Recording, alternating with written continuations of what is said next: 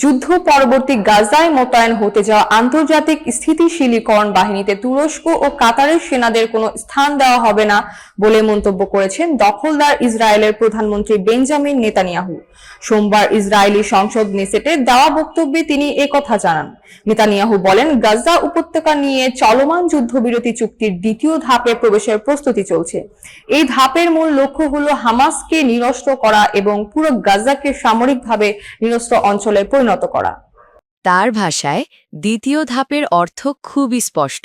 গাজায় আর কোনো সশস্ত্র গোষ্ঠীর উপস্থিতি থাকবে না।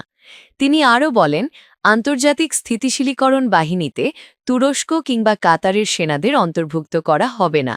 নেতানিয়াহুর এই বক্তব্য এমন এক সময়ে এলো যখন গাজায় যুদ্ধবিরতি কার্যকরের পর ভবিষ্যৎ নিরাপত্তা কাঠামো নিয়ে আন্তর্জাতিক পরিসরে আলোচনা চলছে।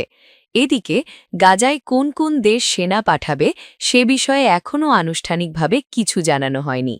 প্রস্তাবিত এই আন্তর্জাতিক বাহিনীর মূল দায়িত্ব হবে গাজার সাধারণ মানুষের নিরাপত্তা নিশ্চিত করা এবং একটি নতুন পুলিশ বাহিনীকে প্রশিক্ষণ দেওয়া, যা ভবিষ্যতে হামাসের পরিবর্তে আইনশৃঙ্খলা রক্ষার দায়িত্ব পালন করবে।